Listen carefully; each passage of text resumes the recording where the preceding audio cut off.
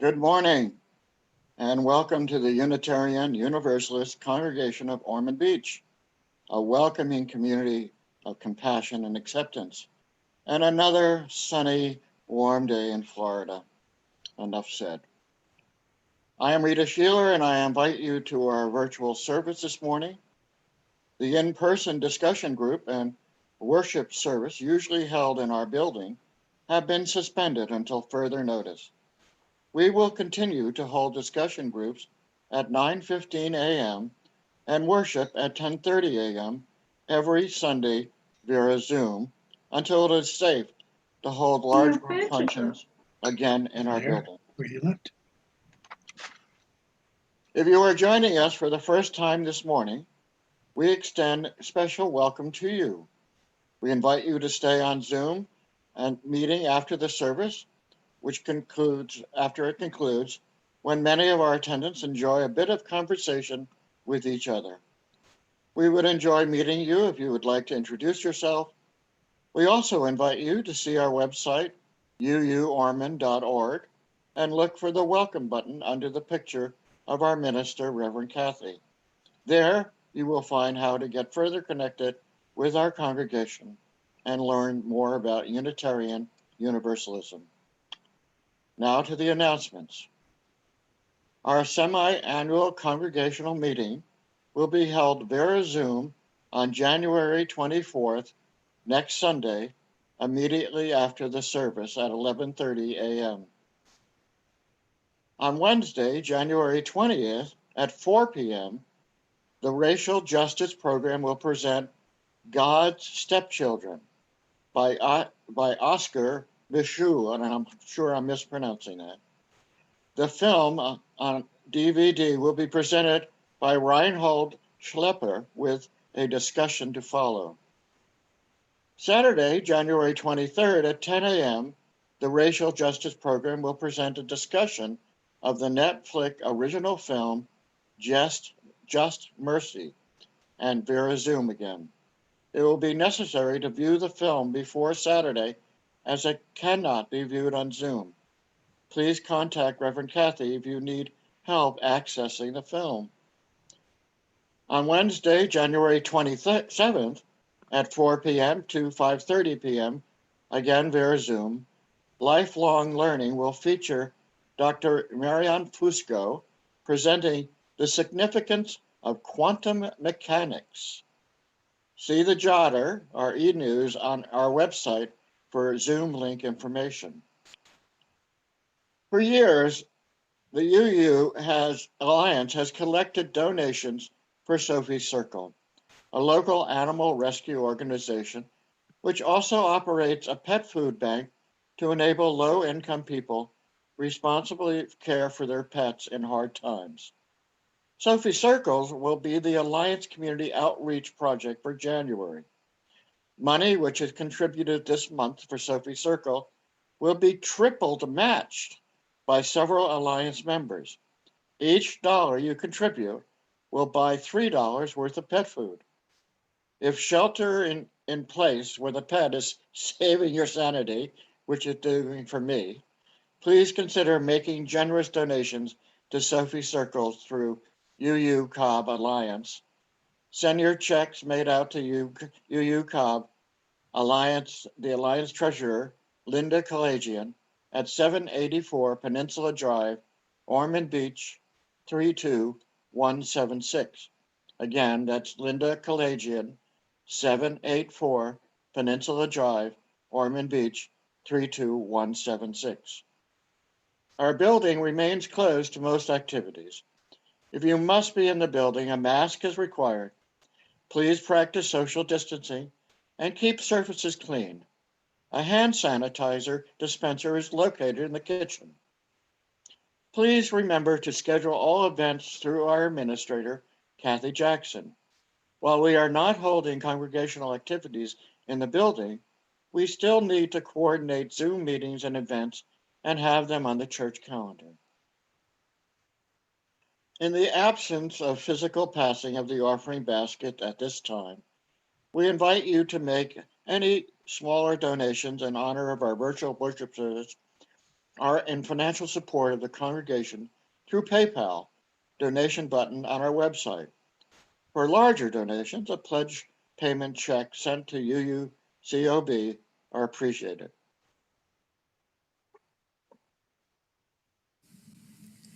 From you I receive, to you I give. Together we share, and from this we live.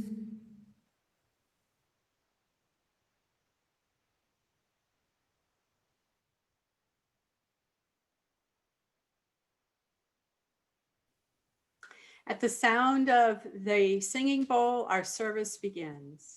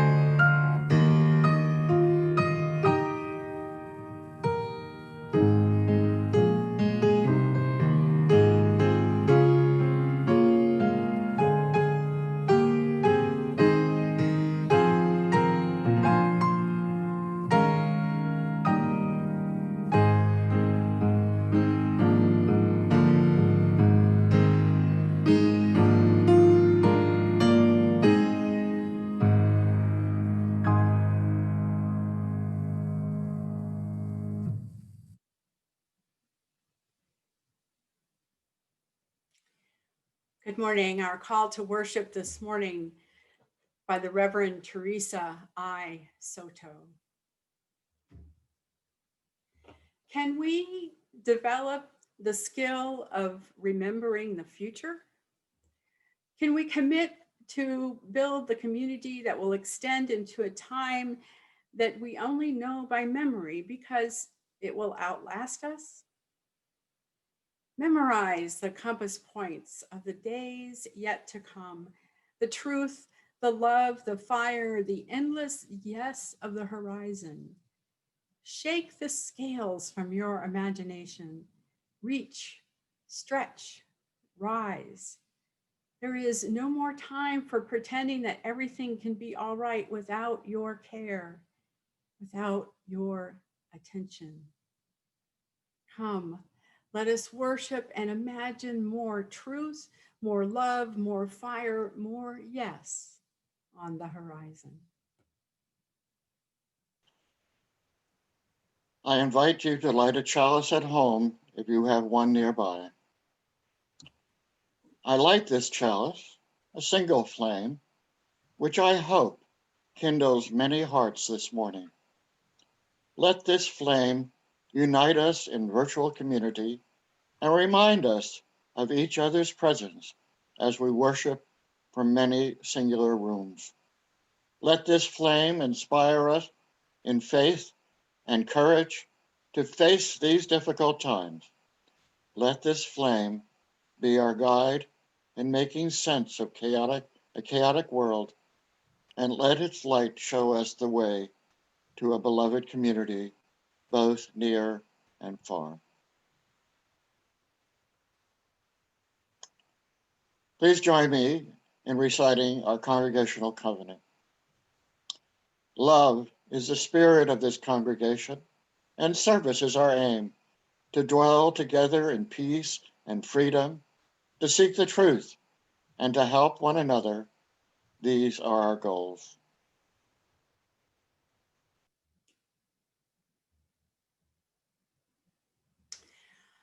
Our joys and concerns this morning, we have one joy, and that is from Barbara Sandberg. And she wishes to share her joy that on January the 5th, this year, 2021, she was reappointed Goodwill Ambassador for the city of Ormond Beach. Congratulations, Barbara.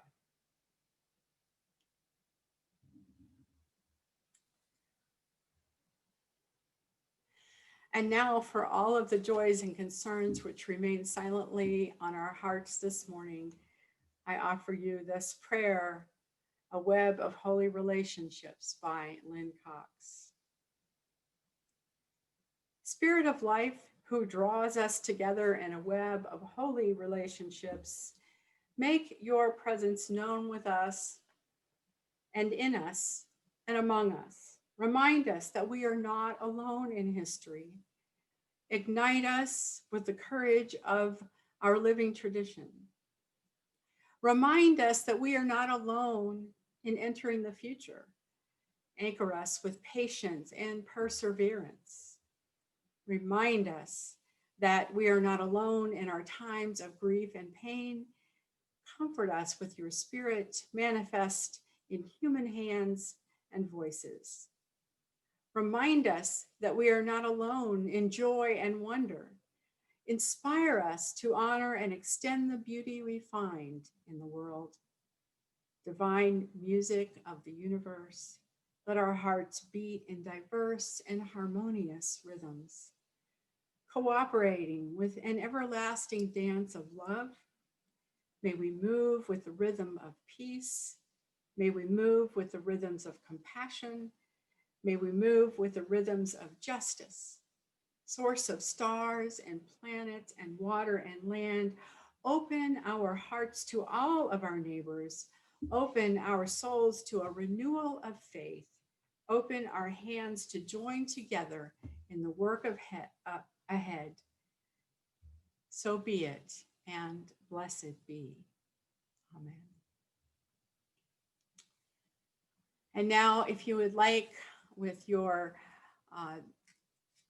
audio muted, please join in singing Spirit of Life by Carolyn McDade and performed and recorded by Janet Strumpus.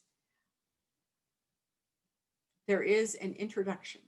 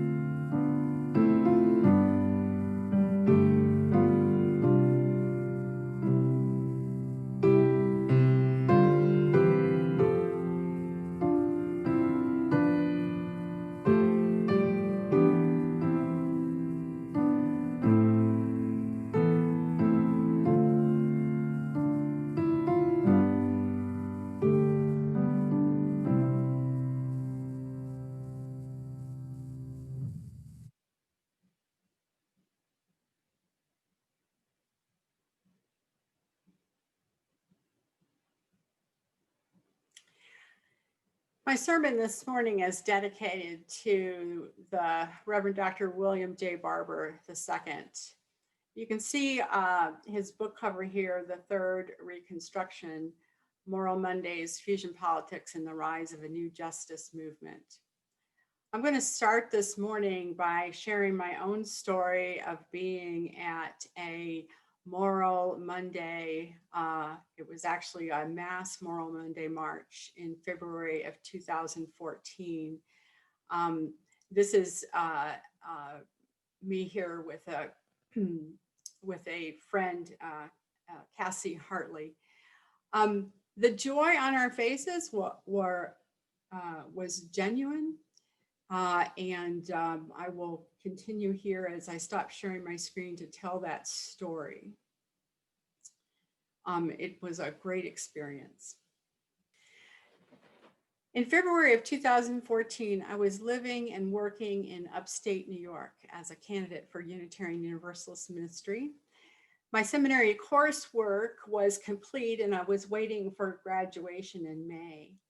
And I was actually near completion of a 2-year chaplaincy internship in Rochester. And the only hurdle I had was an appointment with the Ministerial Fellowship Committee before ordination. At the time, I was also serving a small congregation half-time, and it was not like I had nothing else to do. But for the first time in years, I had the space in my life to do something exciting when the call came. And the call was from fellow seminarians who had graduated and were serving congregations in North Carolina. And they were asking their colleagues and fellow Unitarian Universalists to show up for what was called a mass moral march in Raleigh, North Carolina on February the 8th. The Standing on the Side of Love campaign, it was, as it was known then, was also calling on Unitarian Universalists to show up and side with the people of North Carolina who, already living on the margins with little safety net, were being put further at risk by draconian new laws enacted at the political will of then Governor Pat McCrory and ALEC. That's ALEC. And the acronym stands for American Legislative Exchange Council. ALEC was an infamous national architect of legislature by big business and for big business. And together, the governor and ALEC raised taxes on the bottom 80%, eliminated the earned income tax credit for nearly 1 million people, slashed education spending, and declined Medicaid expansion, leaving 500,000 of North Carolina's poorest citizens without health insurance. The state's most vulnerable people were getting kicked further to the curb, and I, among many, many others, were being called to show up and represent for love and justice. Did I know much at the time about the Reverend Dr. William J. Barber II and Moral Mondays? No. Was this my state and were these issues affecting me and those I love? No. Were my friends, colleagues, and fellow UUs asking me for help? Yes. Was I yearning for a way to live out my values honed by years of seminary and student ministry work? Most definitely. Was I up for a road trip? You bet. It was Raleigh or bust. Now, I had driven to Banner Elk, where a high school friend of mine lives. I spent the night there and left for Raleigh before dawn. The next day, I arrived around 9 a.m. I parked in a parking garage near the gathering site where I was to meet up with folks from the Raleigh Unitarian Universalist congregation. It seemed quiet, and I was thinking that this might turn out to be a non-event, and that I had driven a long way for a non-event.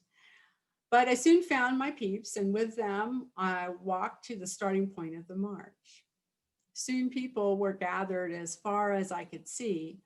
So many familiar faces were among them, including folks I knew from various congregations. We were all wearing our bright yellow Side with Love t-shirts, carrying banners and signs. For a while, I stood with a group that included Bill Schultz, the former president of the Unitarian Universalist Service Committee, and I later spotted the UUA president at the time, Peter Morales. We began to march as a young Black man in dreads chanted into a megaphone, "Forward, together, not one step back. Forward, together, not one step back." I ran into the colleague that I showed you the picture, Cassie Hartley, and we walked together the rest of the way to the Capitol Square. People swelled the streets that were blocked off for the march. People of every color, every walk of life, chanting, singing songs, hymns, waving signs. As we approached the grandstand where Reverend Dr. William Barber II, the architect of this mass moral march and speaker of truth to power, the power that was seated in the pillared State House a block behind him. As we approached the grandstand where he was to speak, we knew we were not going to get close enough to hear his speech clearly. This did not dampen our spirits, though, as we listened to the shouts, the cheers, and applause of what turned out to be over 80,000 people, with their hearts gladdened by the hope, joy, and love of each other in Raleigh, North Carolina that day. The oppressive and abusive actions of the North Carolina State Legislature was not going to go unnoticed or unchallenged that day. The Mass Moral March of February 8th, 2014 was a powerful demonstration of what the moral imagination of one good man can culminate in. Lives were changed and lives were saved that day. William Barber, born in 1963 in Indianapolis, grew up in Washington County in the eastern part of North Carolina. His father, a high school physics teacher, was called there by a family friend to teach in the newly integrated school system when William was about 5 years old.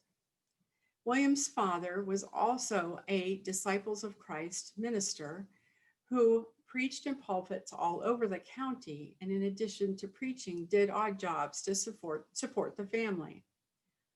His father, William says, was well connected to the Eastern North Carolina community and involved with people's concerns about the quality of public education, labor issues, and wrongful incarceration, and often advocated for them. William, looking back on those days, dubbed his father a bivocational community organizer. Young William was also greatly influenced by his grandmother, whom he would witness praying for people she knew to be in distress, and would watch as she prepared a basket of food to take to someone in need, saying as she went, "I'll be back shortly. I have to go help somebody." William thought she meant help, but he later realized that hope was the right word when it came to his grandmother's ministry to people in her community who were downtrodden, suffering, or in need of help. "I'll be right back. I have to go help somebody." With his father and grandmother as exemplars, William would ultimately attend Duke University Divinity School and be ordained a Disciples of Christ minister with a deep understanding of church and ministry as hope-giving and justice-seeking. Reverend Barber's first pastorate began in 1990 at a church just north of the Carolina border in Martinsville, Virginia. By then, he had married Rebecca McLean, a fellow student he met while at the North Carolina Central University. Barber was not there long when he became involved in his first call to justice in the community. Many of his congregants worked in a textile factory and were trying to organize a union.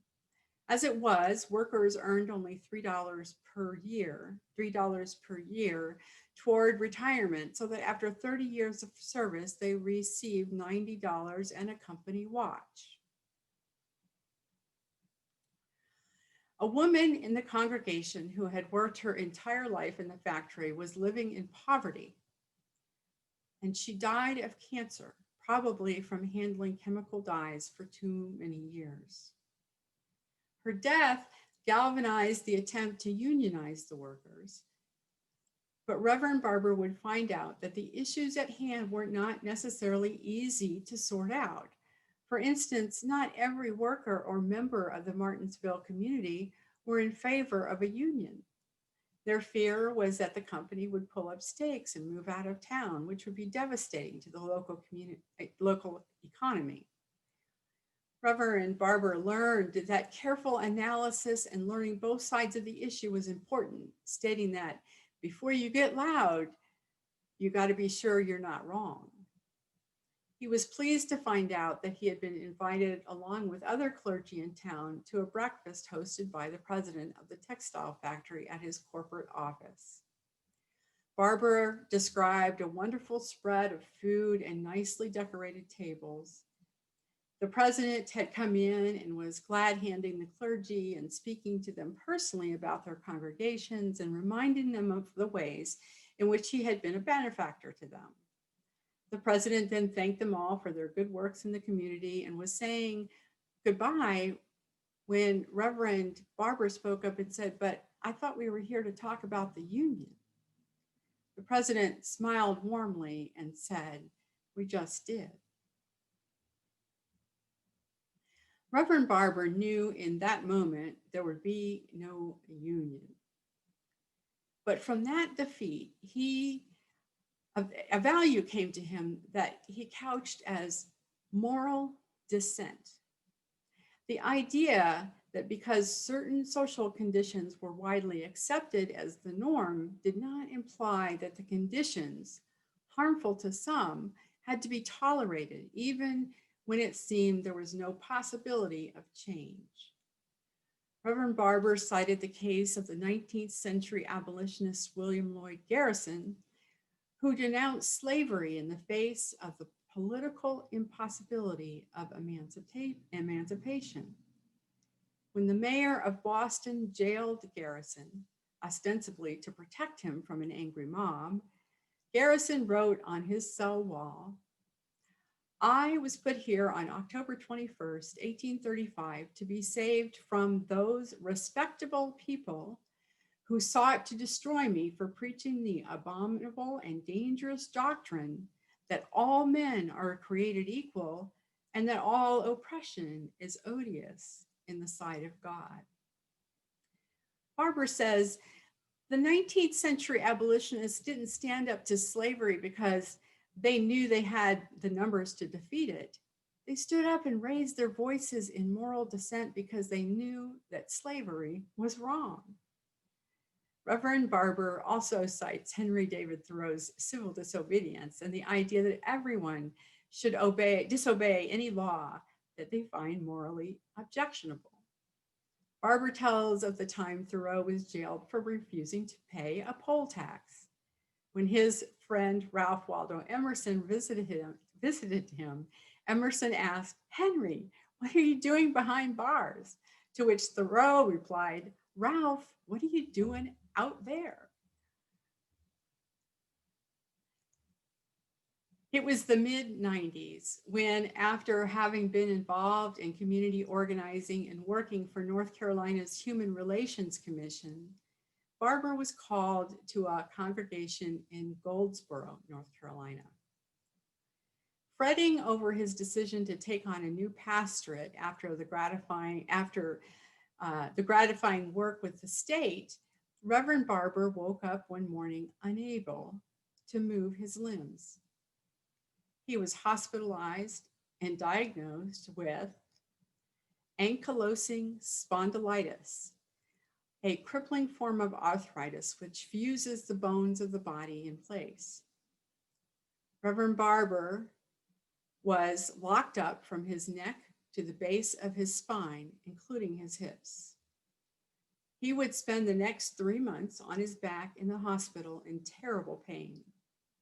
He became despondent, even though he had a wife and 2 children, and even though the Goldsboro Church supported him and wanted him to return when he recovered. They said, "We'll wait for you." Barber says he nearly gave up until he experienced an epiphany of sorts. Then he began to work in earnest with doctors, nurses, nutritionists, and physical therapists to get on his feet again, which he did eventually with the permanent aid of a walker. Reverend Barber said that his experience of illness and course of recovery taught him how to maintain hope and to take the long view on positive change. Most importantly, he realized that he needed help in overcoming life's challenges and that the power of people working together and standing together in the face of adversity is how the impossible becomes possible. Reverend Barber, with the aid of his walker, returned to the Goldsboro Church and preached his message of hope and justice for the marginalized in his community. Over the next 12 years, he and his congregation worked alongside with the local business community and a diverse citizenry.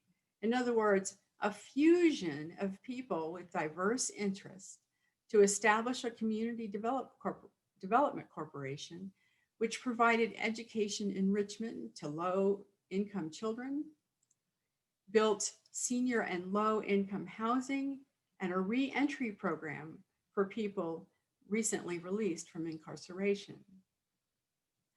Rebuilding Broken Places, as the community development project was called, transformed Goldsboro.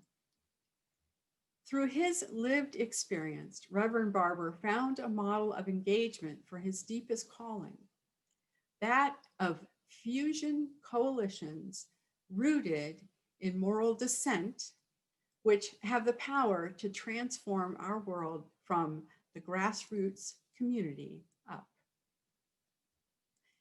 Reverend Barber would eventually take his idea of fusion coalition rooted in moral dissent with him in his work as president of the North Carolina State chapter of the NAACP, where he revitalized their work and purpose. And in response to the oppressive politics that were brewing at the state capitol at the time, this would have been from about 2010 to 2014, Barber's model of engagement became Moral Mondays, marching past the legislature building on Jones Street in Raleigh in protest of laws that were intolerable to people living on the margins in North Carolina.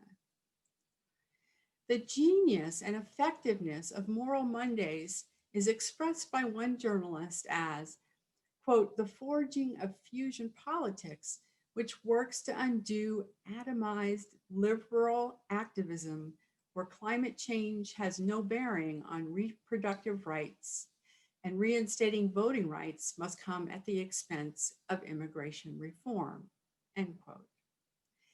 This journalist was at the same march I was in February of 2014. And she continues with this thought, quote, at Saturday's protest, teachers spoke of budget cuts and of women's health. Doctors spoke of ensuring the poor and of the right to vote. People who arrived angry about LGBT rights in the state left angry about organized labor. Working across constituencies means that injustice for any one group becomes injustice for all. This journalist, by the way, her name is Dahlia Lithwick, and she was writing for Slate magazine.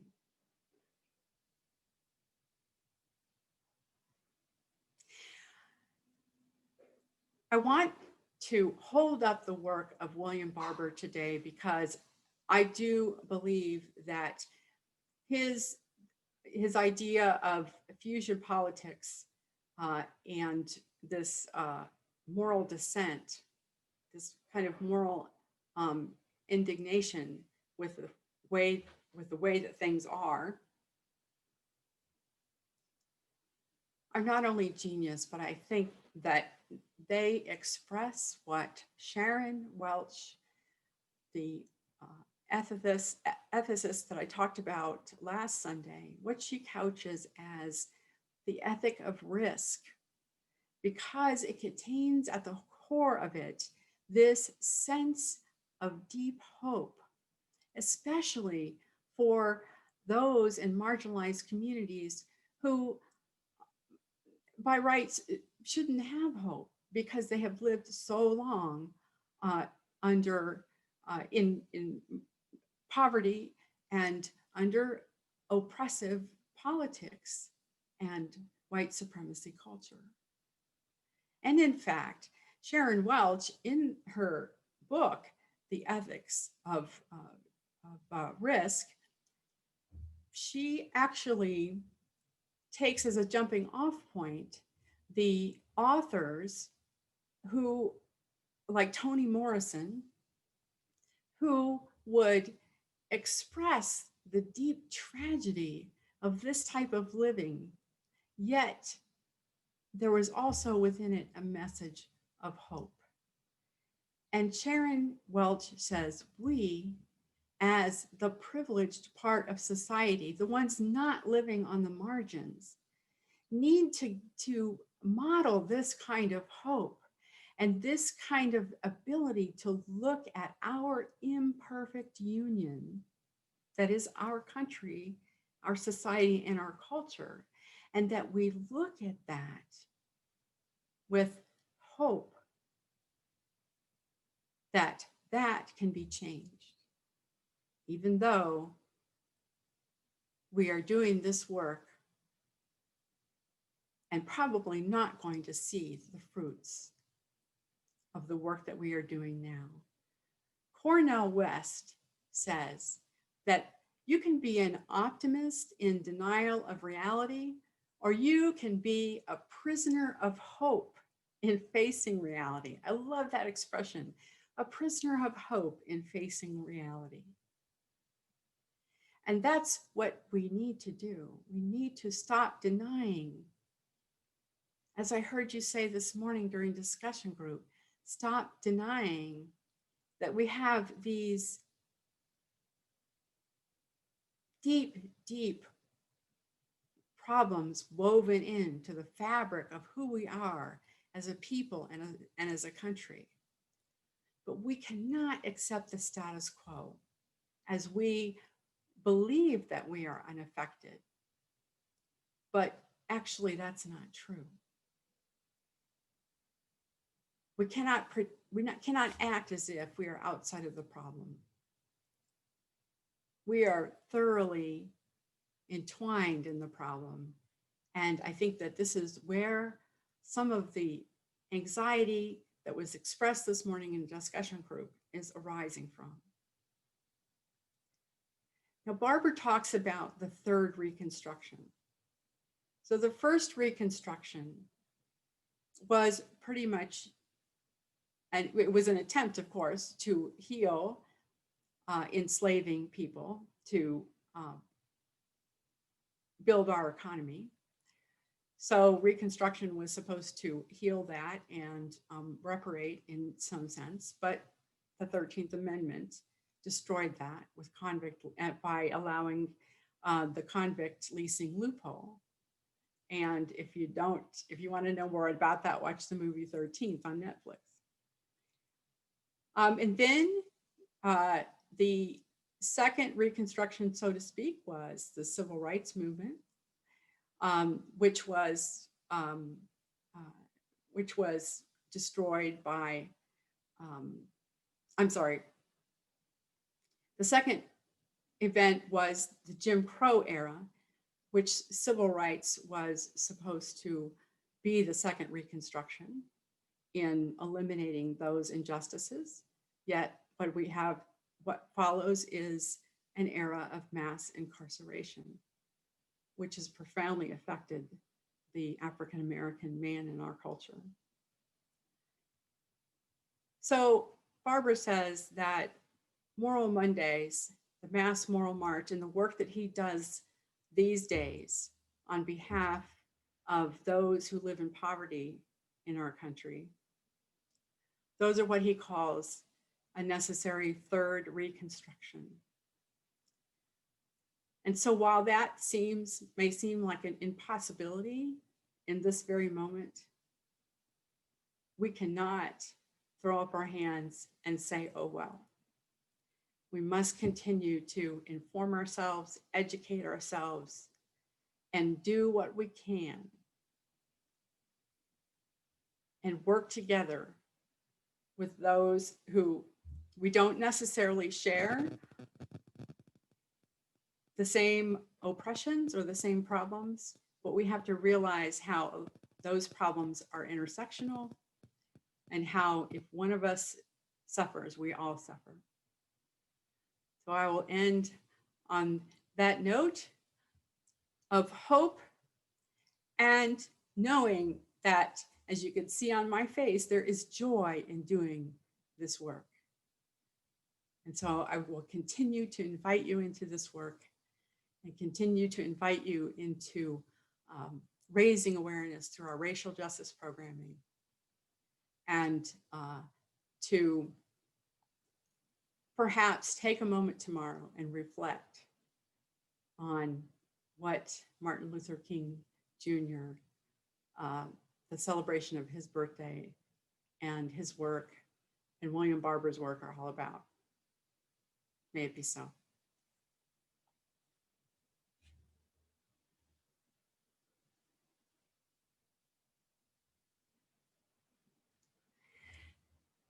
Our anthem today is a wonderful medley of music, two pieces here, Happy Days and Get Happy.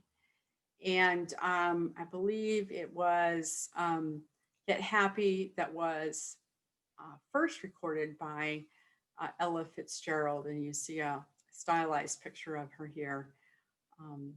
Anyway, this was performed by Barbara Reed and Dan Kerr and accompanied by Janet Strumpus. Enjoy.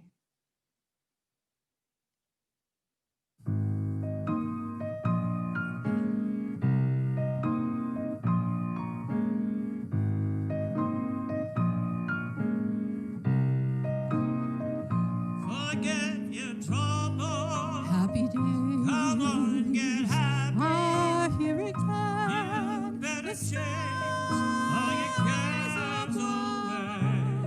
Clear again. Shout hallelujah. So let's sing a song. Come on, get happy. Here again. Get Happy ready days for are the here judgment again. day.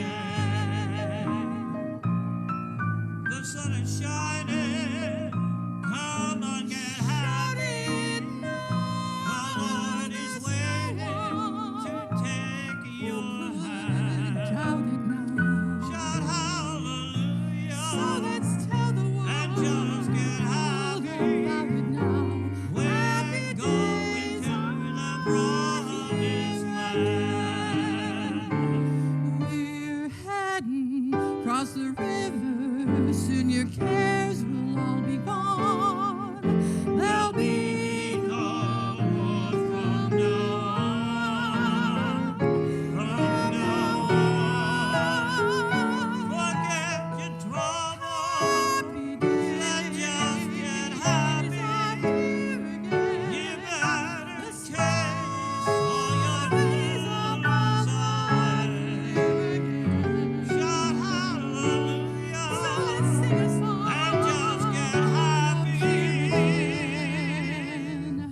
Happy time. Happy times. Happy night. Happy nights. Happy days are here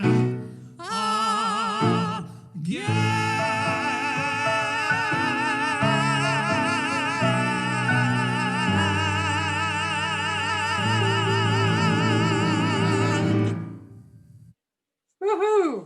Thank you so much, Dan, Kerr, and Barbara Reed.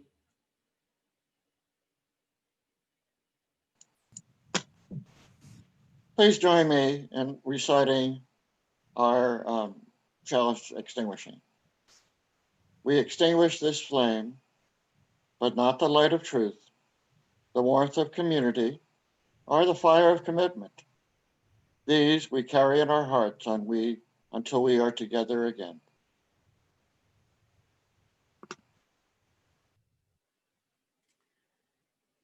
Our benediction, the words of William G. Sinkford, Unitarian Universalist minister and former first African-American president of our Unitarian Universalist Association. There is so much work to do. We have only begun to imagine justice and mercy. Help us hold fast to our vision of what can be. May we see the hope in our history and find the courage and the voice to work for that constant rebirth of freedom and justice. That is our dream. And in closing, our postlude, lift every voice and sing. This has become known as the African American National Anthem. Arranged by John Carter and performed by Janet Strumpus, recorded by Felix Fernandez.